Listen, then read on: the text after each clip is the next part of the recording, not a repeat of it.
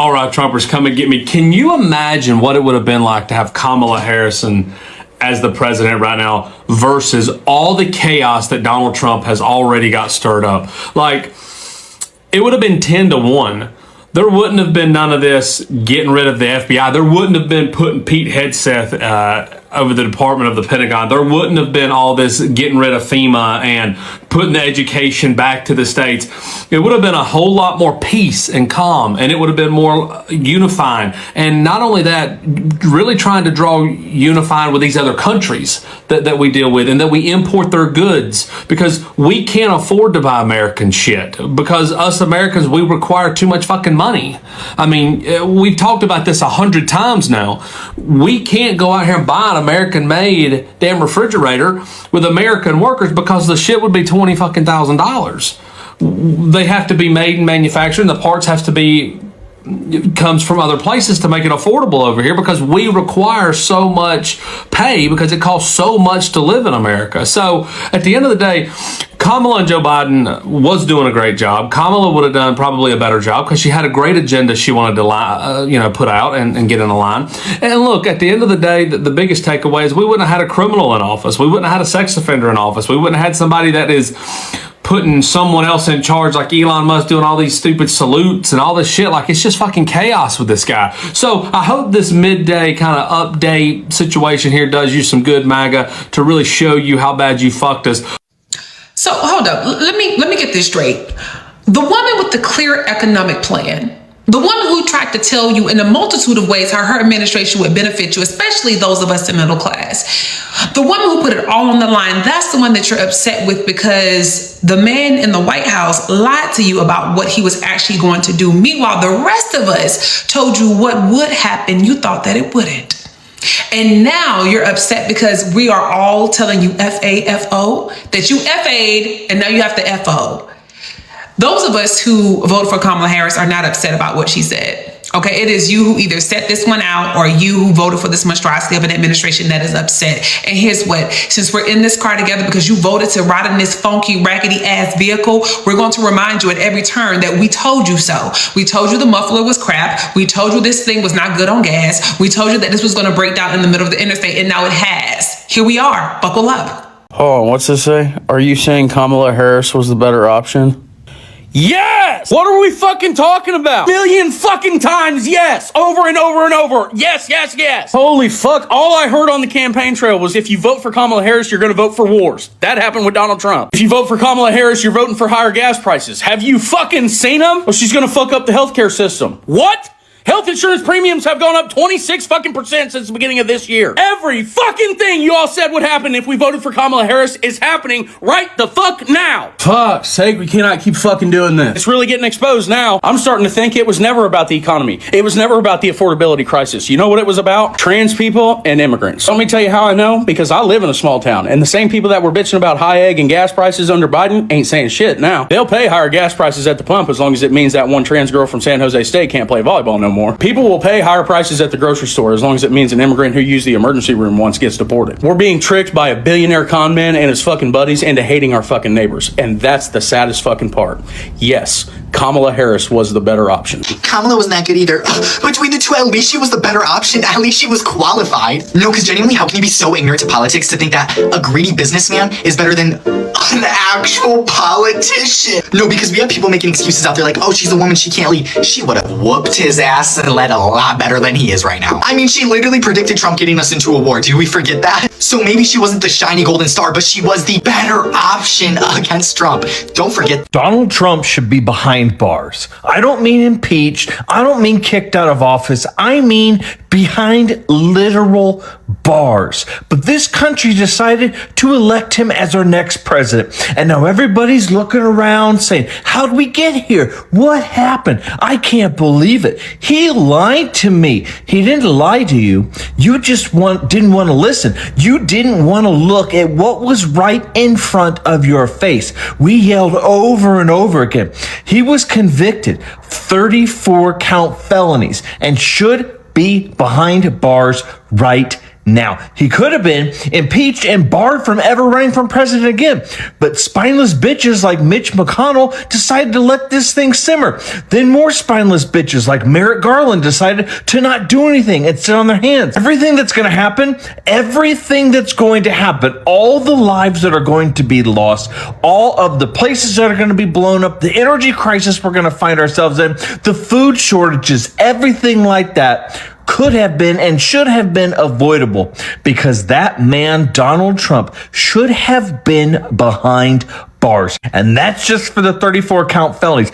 Don't even get me started on the files, because this country is an absolute ass backwards run pack of dumbass, knuckle dragging, mouth breathing fucks. To pick Donald Trump as your president again after everything you've seen, don't act like you don't know what happened. Don't act like you don't know how you got here. You are responsible if you voted for Donald Trump, and you will have the blood of Iran and Americans on your hands.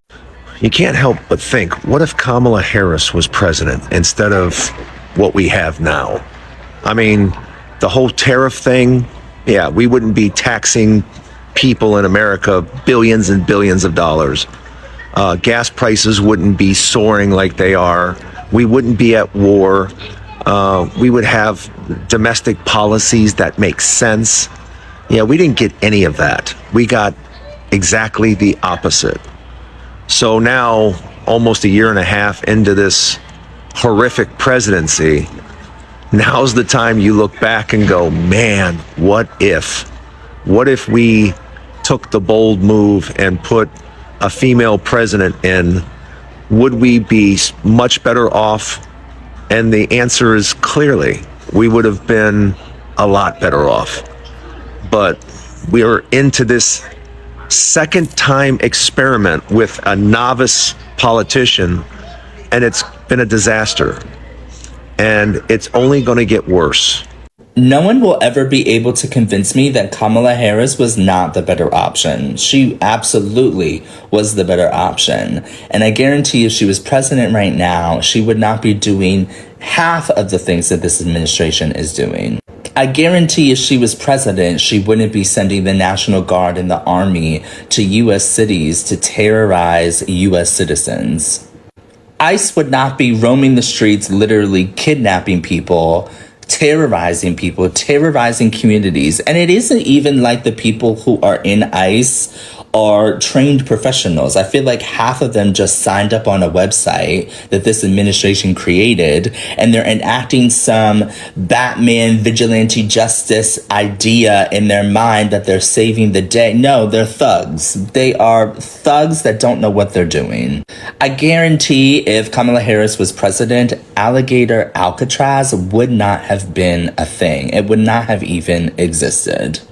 So many things would be different. And mind you, we are not even into the first year of this presidency, and it is only going to get worse. And people think that that is an exaggeration. It's not. People think it's an exaggeration because it hasn't probably touched them personally. They haven't seen the effects that this administration has personally, but once it hits them personally, they are going to realize what their vote or non-vote caused. Chaos. Absolute chaos. All I know is I stand by my Kamala vote 100%. 100%. If I could go back in time, I would do the same thing over again, which is vote for her. Kamala Harris, light years ahead of Donald Trump as it relates to qualifications, as it relates to her overall resume, and as it relates to the fact that she was a lot younger. Everybody said that they wanted to get rid of Joe Biden because he was too old. Then you had a younger, qualified, non-felon candidate, and somehow the people still chose the old white man. I understand this is very unproductive, but I'm not going to sit up here in front. I cannot forgive people who did not vote for Harris in the presidential election last year. I just can't forgive them. I can't. Like, I remember one time, me and my teammates, we were coming back from this debate tournament, and we went to this Wendy's, and, you know, we're ordering and shit. I got up to order, and the cashier lady, she's like, I have no idea how we even got there. But, you know, I'm explaining to her, yeah, we just came back from debate tournament X, Y, and Z. And she's like, oh, you're in debate. Maybe you could debate Trump for me. And I was like, what? And she's like, yeah, I voted for him, but I really regret that decision. And then she gave me a free drink. Now, you know, okay, great. I'm so happy that you now regret that decision, but like, bitch, you still voted for him, you know? And like, the same thing for everyone who now regrets it. I'm kind of like, why couldn't you realize this beforehand? Like, of course, your life, all of our lives would get substantially worse if he was elected, which we're now seeing in real time, right? And like, there is like the tiniest silver lining I can think of where, you know, people are protesting, people are educating themselves, they're educating other people, they're just becoming more active politically. But to be honest, as great as that is, it doesn't really downplay the bullshit that's happening before our very eyes. And it's really hard to ignore. You can't ignore that. And I think about this every single time I think about politics, which is every single day, about how our lives are getting substantially worse because people couldn't vote for Harris. And I'm not saying that by Harris being president, all of our problems will be gone. Not saying that, never said that. But let's be real. The problems that we were facing before would not be nearly as exacerbated as it is now if Harris was in office. I don't know. I'm pissed off. Every time I think about it, I get so agitated and annoyed. Again, I understand that this is temporary, but I'm kind of just like, even when Trump leaves office, we're still gonna, like, it's not gonna be fixed the next day, you know? Like, this entire thing could have been avoided if people would just use their heads. But of course, as Americans, we love to find out the hard way. We literally cannot help ourselves, apparently. So I just seen a video of Kamala, My Beauty is Black Harris, being asked, will she run for president in 2028? And she talking about some, I'll think about it. I've been thinking about it. No, don't just think about it. Do it. Please do it. We done fucked around and done found out already. Okay, well, I ain't gonna say we, because I voted for you. But these other motherfuckers out here, they done fucked around and done found out, and now their asses is in shambles. So guess what? When 2028 come, I wish you can run for 2026. Please, you will get my vote again. Please come and save us. Don't think about it. Do it. This man has made America weaker. He has caused us, because he is the first president, Republican or Democrat, since World War II, to not concern himself, much less, he thumbs his nose at the importance of America's alliances, our friendships, and he thumbs his nose at America's responsibility to uphold standards such as sovereignty and territorial integrity. See Ukraine. And so what he has done, not to mention what he has done to cut USAID and what that means for people on the continent of Africa and so many other places around the world. And what he has done has caused us to become more unreliable and to lose our influence to then be able, imperfect though we certainly are, flawed though we certainly are, to be able to talk about matters of human rights around the world. The lingering impact of so much of what is happening out of this White House is something we are going to have to deal with for a very long time. And that's why I am focused right now, as much as anything, and what gives me hope, Leah, is that we're going to win the midterms. Trump was not the better candidate. That's the problem. Like, Kamala had an economic plan that would have worked. Like, her economic plan would have worked. Tariffs would not have worked. And I can tell you this as someone who studied economics, who studies financial engineering and derivative securities, and who has taken high-level international relations classes and international shipping and freight and all this stuff. Kamala had a comprehensive plan that would have stimulated the economy and helped home ownership. Donald Trump did not. The problem is, Kamala could not communicate her plan to the layman.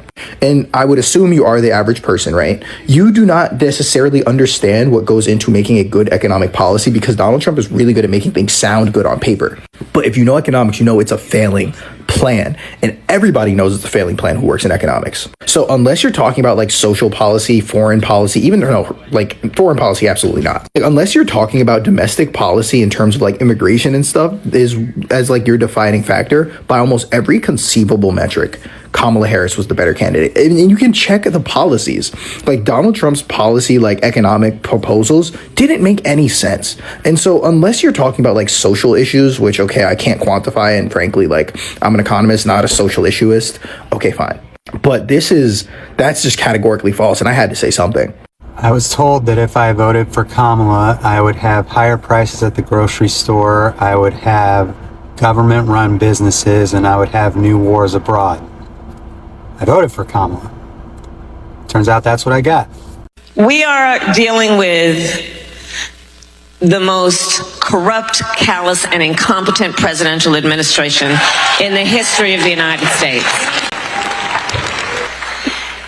And so on this of the list of what is empirical evidence of that point, let's talk about this war. He entered a war, got pulled into it by Bibi Netanyahu, let's be clear about that, entered a war that the American people do not want, putting at risk American service members. And among the many consequences of it, it includes jacking up the cost of gas so that on average Americans are paying at least $15 more to fill up their tank. Diesel costs 50% more, so that's what fuels a semi, a truck that otherwise delivers our food and our household items. And where do we think that cost is going to land? It's on the consumer.